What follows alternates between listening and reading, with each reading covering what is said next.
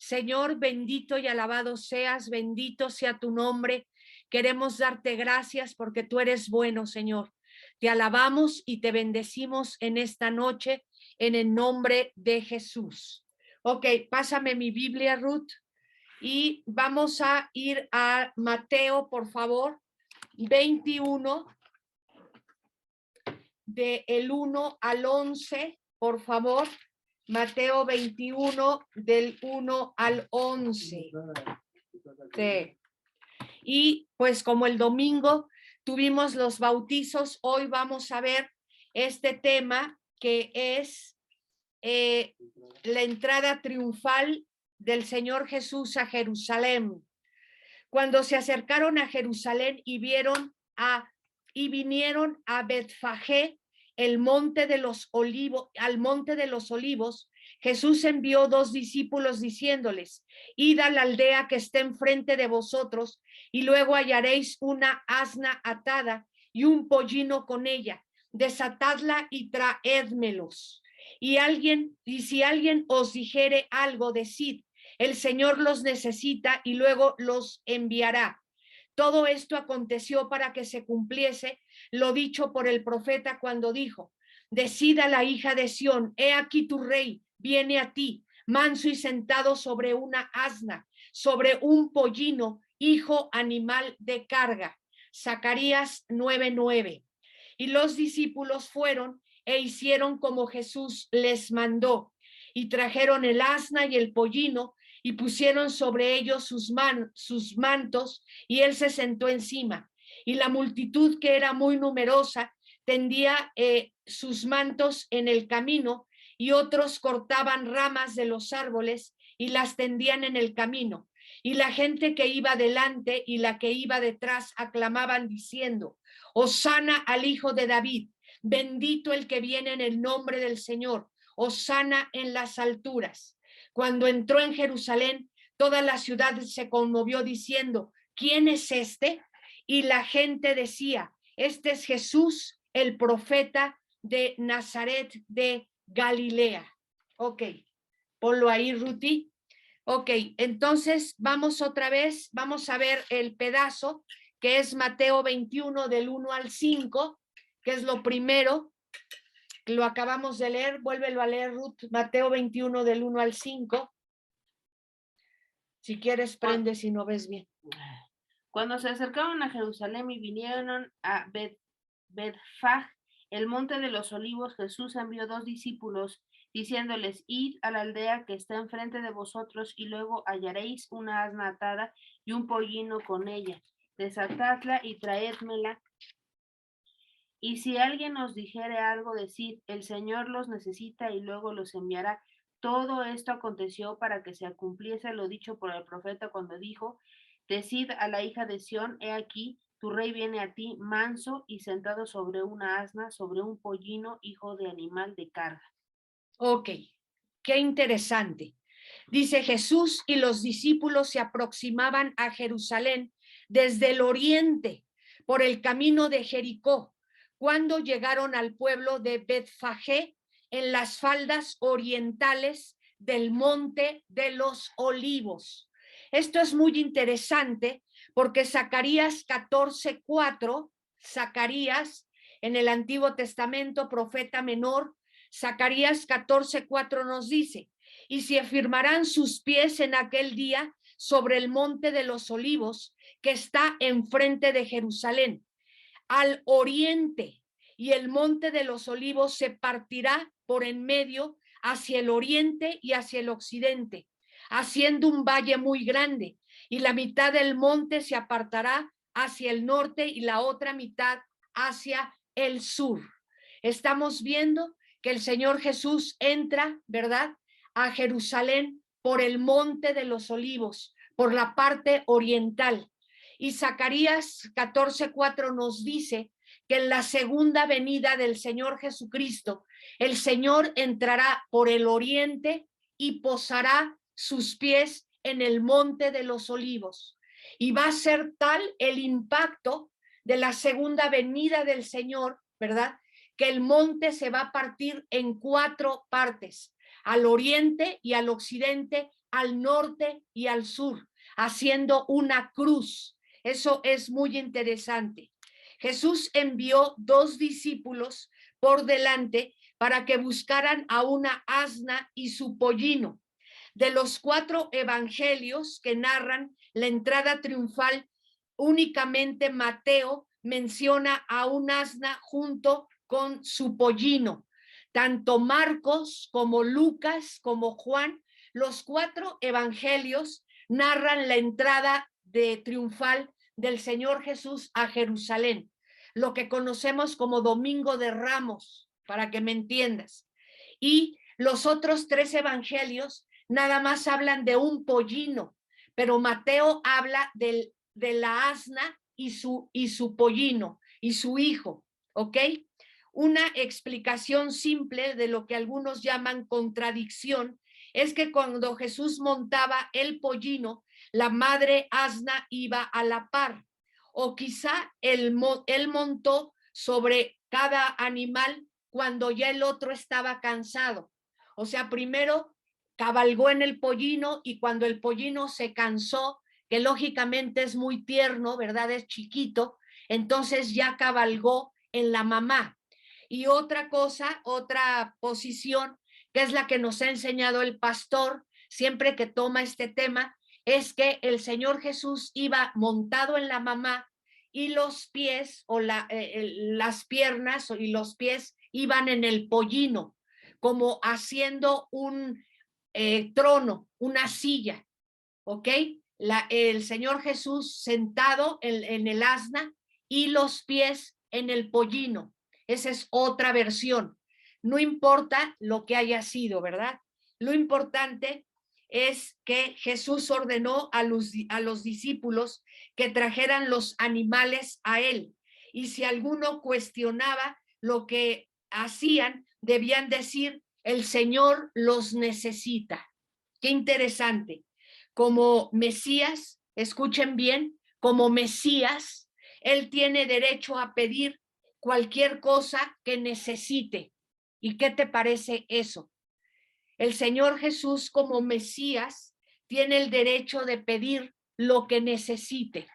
Hay muchos testimonios, híjole, muchos testimonios de hermanos, ¿verdad? Que el Señor Jesús, por ejemplo, les ha dicho, quiero que le des tu carro a los hermanos Suárez. Mande, Señor. No, no es mande, Señor. Es te reprendo, Satanás, ¿verdad? ¿Y qué te dice el Señor? No, no, no, no, no, no, no, no soy Satanás. Soy el Señor Jesús. Y quiero que tu carro se lo regales a la familia Suárez. Híjole, hay veces que el Señor pide cosas.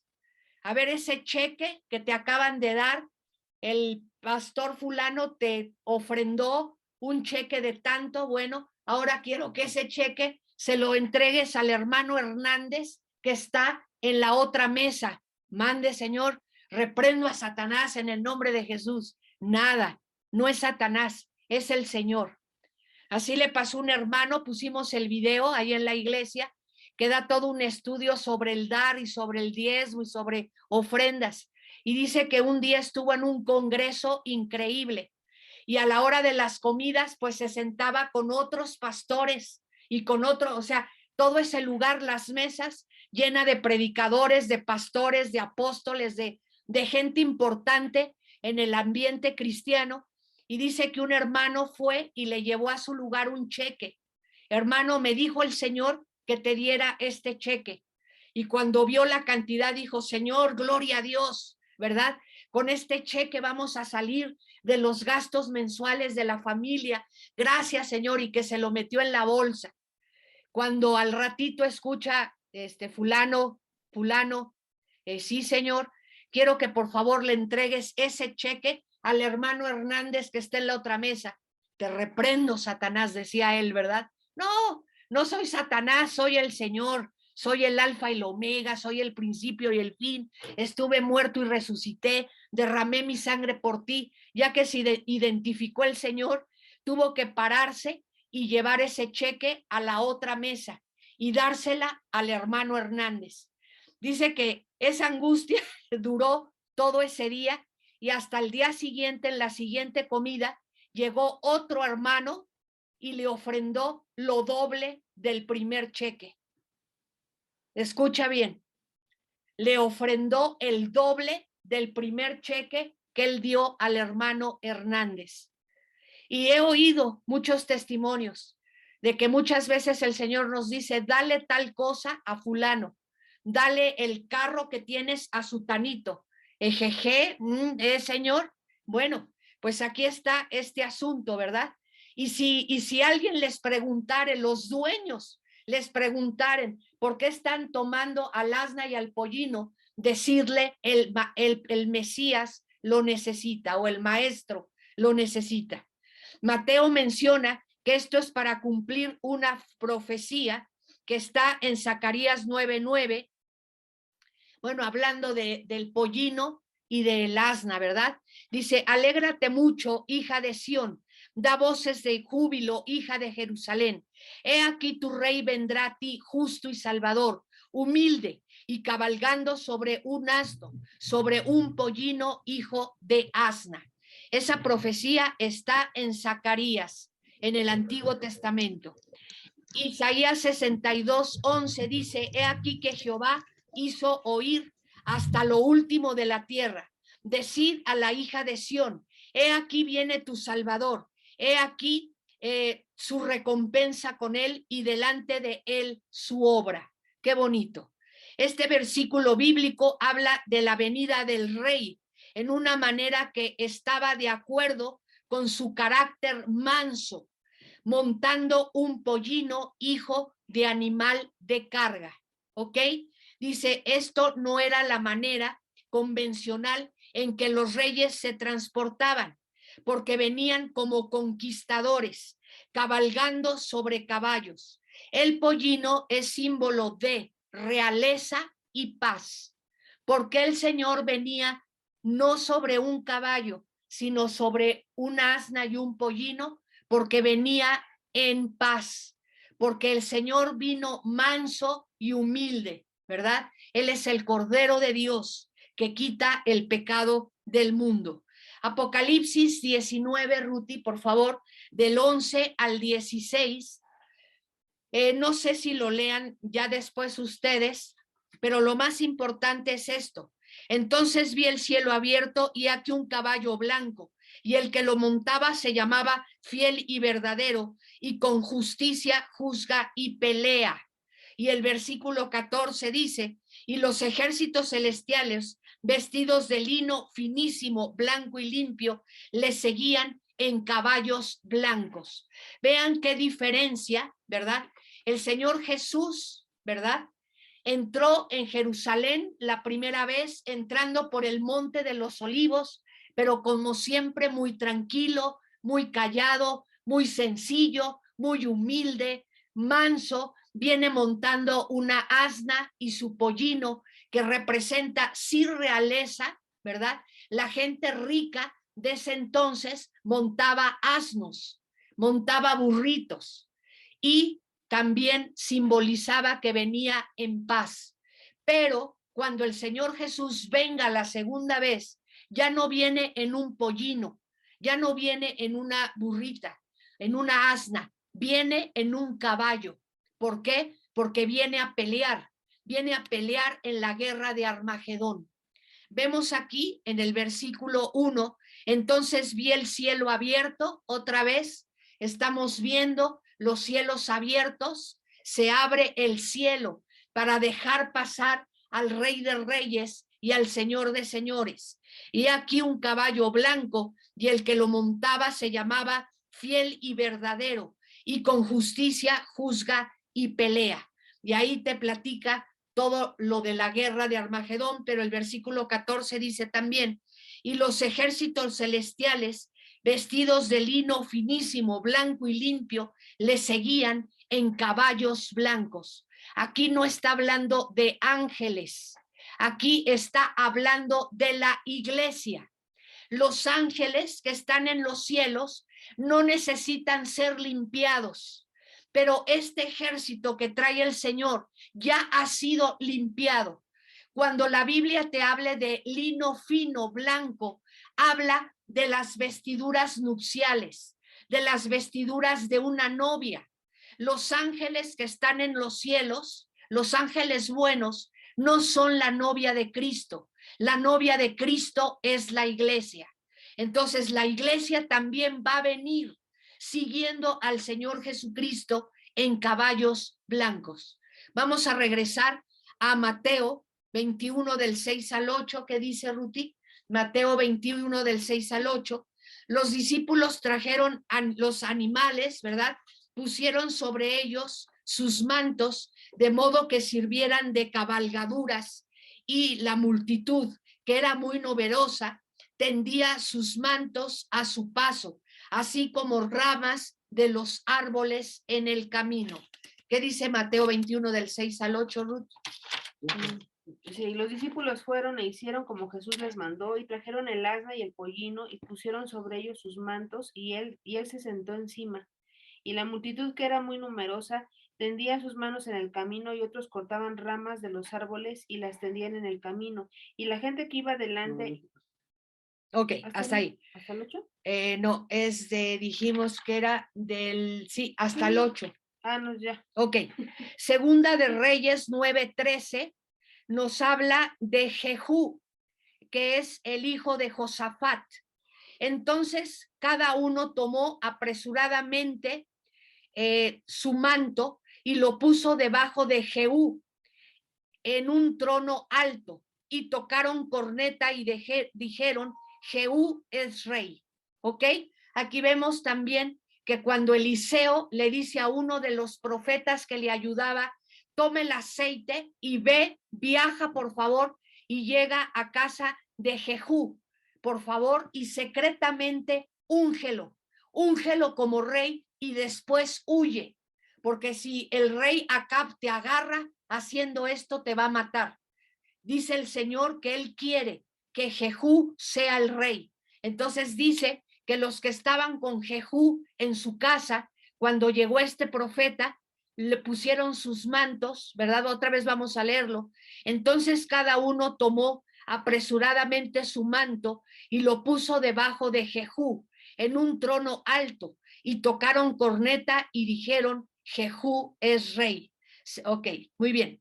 La mayoría de esa multitud, volviendo a Mateo, eran peregrinos de Galilea que iban a Jerusalén a celebrar la Pascua y estaban familiarizados con Jesús y los muchos milagros que había realizado en su territorio.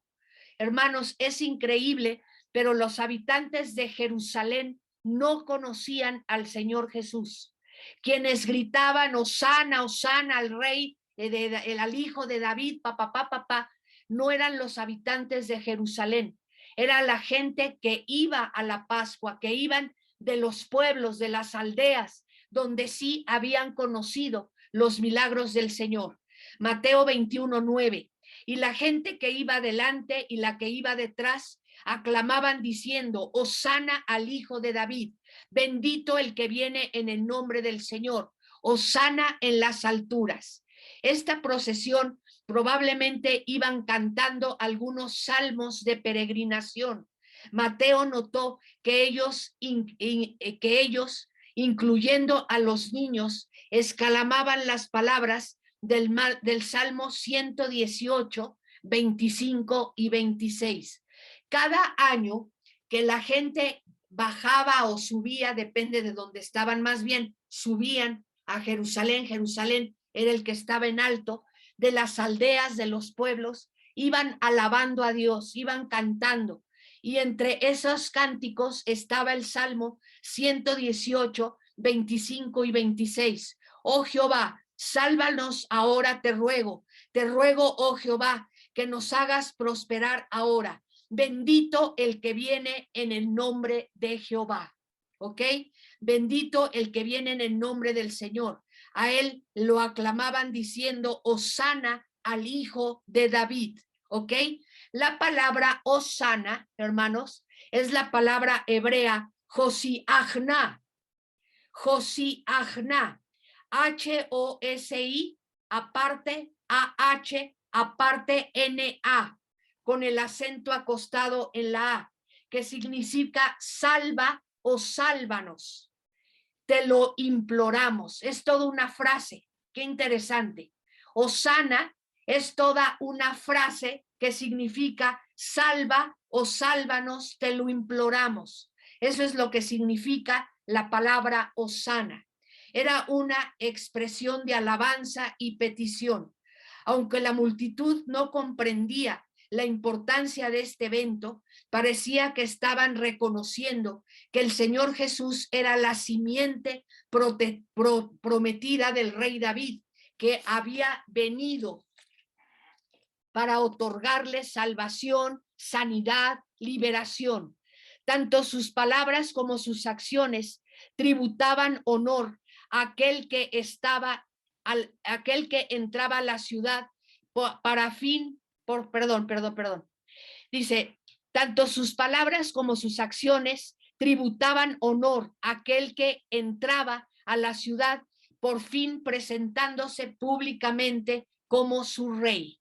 Quiero decirte algo y quiero que tomes mucho en cuenta lo que te voy a decir.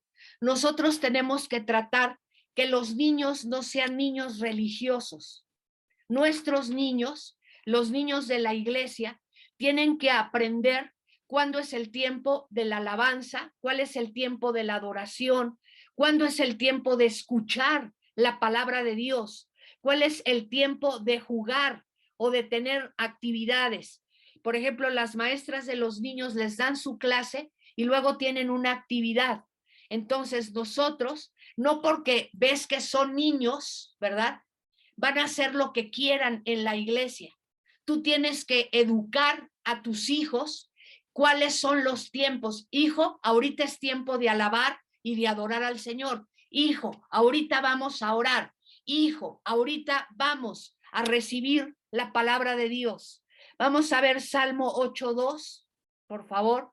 Salmo 8:2 dice: de la boca de los niños y de los que maman perfeccionaste la alabanza. No creas que porque son los niños, ellos no tienen que estar en las cosas de Dios. Ellos son los primeros que tienen que estar en las cosas de Dios. Otra vez, Salmo 8:2, de la boca de los niños y de los que maman, perfeccionaste la alabanza. ¿Ok? Vamos a continuar. Déjenme ver dónde me quedé. Mateo 21 del 10 al 11. Cuando entró él en Jerusalén, toda la ciudad se conmovió diciendo: ¿quién es este? Es lo que te estoy diciendo.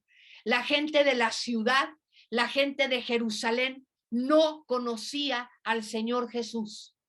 Quienes conocían al Señor Jesús era la gente más humilde y más sencilla de Israel.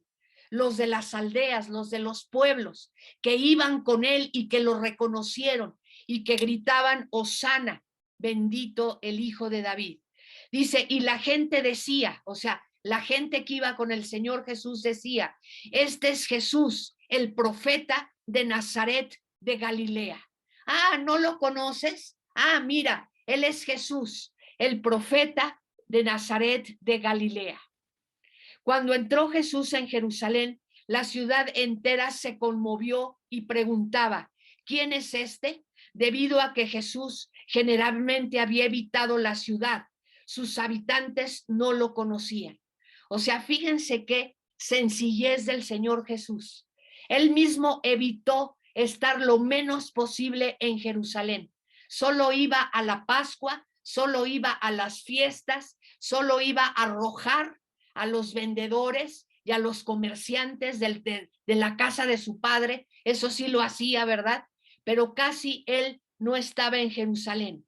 Los que lo acompañaban vivían en las aldeas y pueblos, fuera de la ciudad de Jerusalén, y cuando escuchaban la pregunta, ellos respondían: este es Jesús, el profeta de Nazaret de Galilea. Jesús, como profeta, era aquel prometido por Moisés.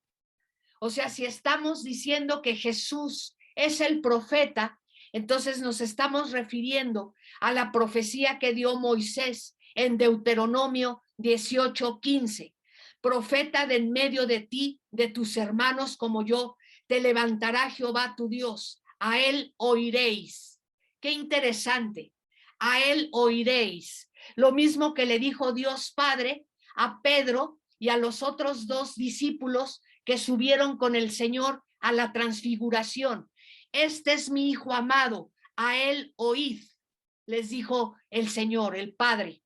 Dice que una nube descendió, los cubrió, estaba el Señor Jesús con Elías y con Moisés, y Pedro haciendo tontería y media, ¿verdad? Voy a hacer unas enramadas. Ya no sabía ni qué onda ahí Pedro, con esa visión que él vio. Pero ¿qué le dijo Jehová? Este es mi Hijo amado, a él oíd.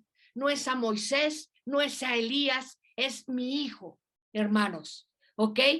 Profeta de en medio de ti, de tus hermanos como yo, te levantará Jehová tu Dios. A él oiréis. Lucas registra que Jesús lloró por la ciudad.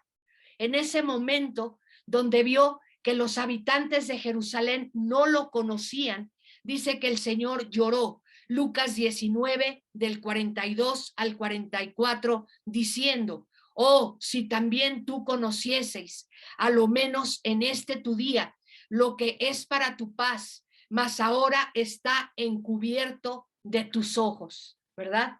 ¿Qué les está diciendo Jesús? Yo soy el Mesías, yo soy la promesa, pero están tan ciegos, ¿verdad? Son tan religiosos que no pueden ver que hoy es su día de salvación. Es lo que les dice el Señor. Jesús en ese momento tuvo en mente la importante profecía de Daniel acerca del tiempo de la venida del Mesías, que habla de su llegada a Jerusalén en el tiempo exacto predicho por el profeta Daniel hacía 500 años atrás aproximadamente. ¿Ok? Otra vez. Jesús en ese momento tuvo en mente la importancia de la profecía de Daniel acerca del tiempo de la venida del Mesías, que habla de su llegada a Jerusalén en el tiempo exacto predicho por el profeta Daniel. O sea, tenemos un poquito de discrepancia acerca de las fechas, pero vamos por favor a leer Daniel 9:24, por favor. Daniel 9:24. Ruti, léemelo por favor, ¿sí? Porque no lo apunté, Daniel, puse del 25 al 26. Daniel 9:24. No, Ruti. Espérame. Es que esta no es mi Biblia. Esther, aquí está. 70 semanas están determinadas sobre tu pueblo y sobre tu santa ciudad para terminar la prevaricación, poner fin al pecado, expiar las iniquidades y para traer justicia perdurable, y se ve la visión en la profecía y ungir al santo de los santos. Ok. Daniel 9:24 lo va a leer Rudy. ¿Qué es esto? Más acá, ¿no? Hola, Rudy. Aquí el Daniel. No, acá está. ¿Sí? Aquí está. Daniel 9:24 lo va a leer Ruti para que se escuche, porque lo leyó el pastor, pero no se escucha mi esposito. 24. Ok. Dice, 70 semanas están determinadas sobre tu pueblo y sobre tu santa ciudad para terminar la prevaricación y poner fin al pecado y expiar la iniquidad, para traer la justicia perdurable y sellar la visión y la profecía y ungir al santo de los santos, al santo de los santos. Este tema es un poquito difícil, quiero que me pongan atención. Jeremías profetizó que el pueblo judío iba a estar cautivo en Babilonia, la parte de oro, con Nabucodonosor, 70 años.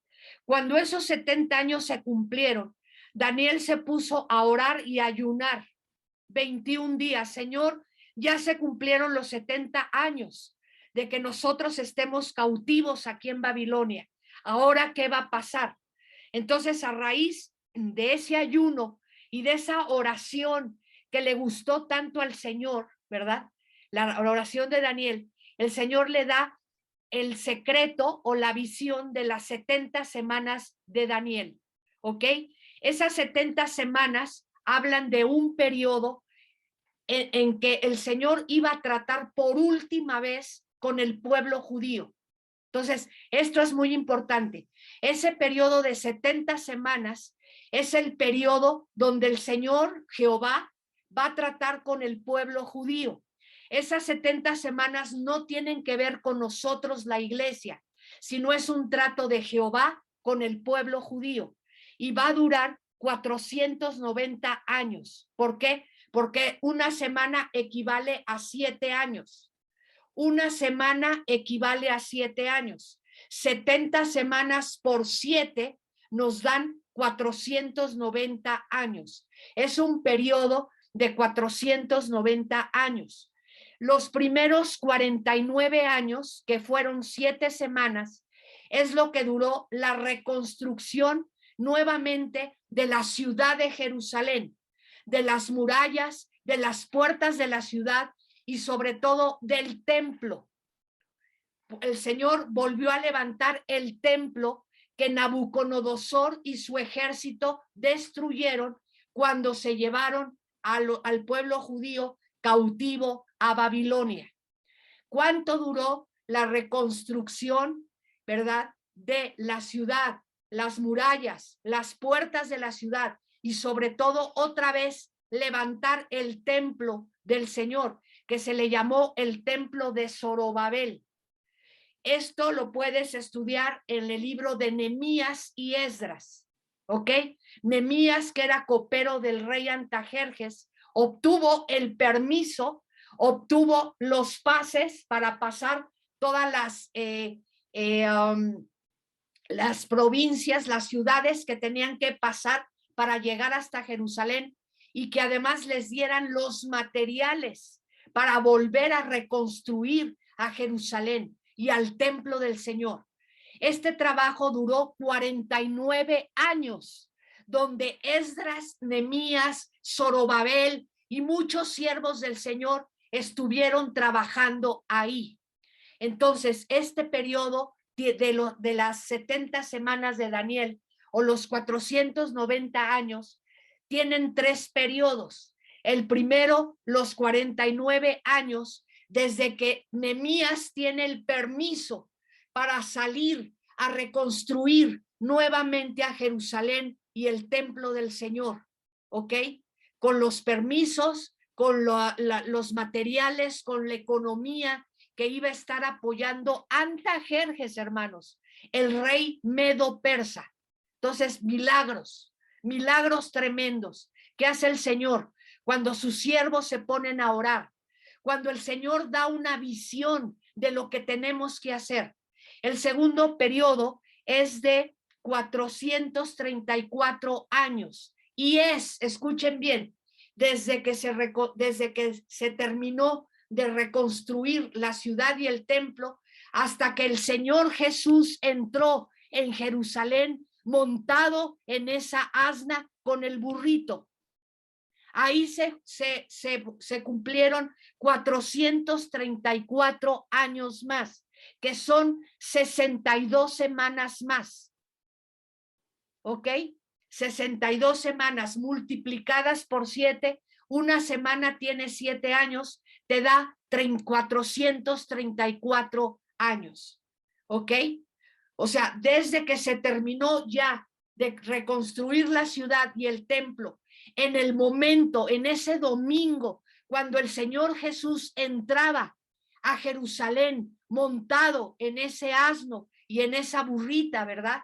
Y que gritaban, Hosana, Hosana, al hijo del rey David, ¿verdad? Se cumplen el segundo periodo de 434 años. Y solo queda, hermanos, una semana más por cumplirse. Una semana que son 7 años, para que sean los 490 años. ¿Cuándo se va a cumplir esta última semana? En la gran tribulación. La primera finalidad de la gran tribulación es tratar el Padre con el pueblo judío. Ve las últimas peliculitas que están sacando los judíos últimamente y te quedas con el ojo cuadrado de muchas cosas que ves ahí y que dices, con razón, viene la cosa muy difícil para el pueblo judío. La última semana, los últimos 7 años, para que se cumpla ese periodo de 490 años, son los 7 años de la gran tribulación. El Padre tiene que tratar con los judíos. Cuando el Señor Jesús pise el monte de los olivos, el pueblo judío se va a dar cuenta que ellos crucificaron al Mesías. Él viene con sus marcas en las manos, viene con sus pies horadados, con sus manos horadadas, viene con los brazos, con los latigazos que le dieron, con la herida en el costado. Todos lo van a reconocer, todos van a saber que fue el que fue traspuesto, el que fue crucificado. Y el pueblo judío por fin va a reconocer al Señor Jesucristo como el Mesías, como el Señor y Salvador. Entonces, cuando Jesús llora, ¿verdad? En Jerusalén y dice, Jerusalén, Jerusalén, no percibes el tiempo que estás viviendo, no me reconoces. En este momento se están cumpliendo 434 años de las 70 semanas del libro de Daniel. Eso es lo que les está diciendo ahí.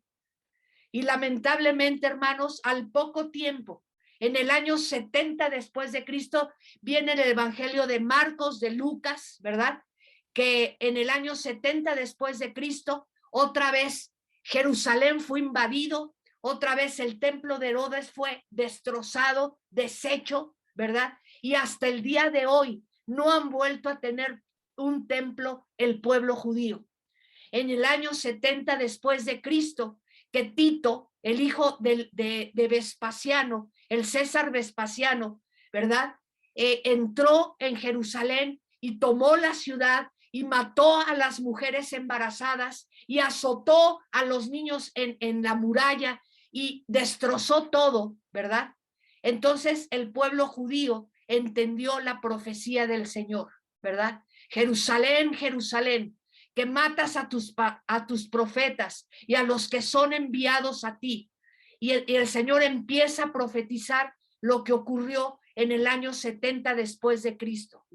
Algo tremendo que ocurrió fue que el pueblo judío fue dispersado a todas las naciones del mundo, hermanos, a partir del año 70 después de Cristo, lo que se le llamó la diáspora. Y poco a poco ellos han ido regresando a Jerusalén y todavía hasta el día de hoy no tienen el templo, que es algo tan sagrado para ellos.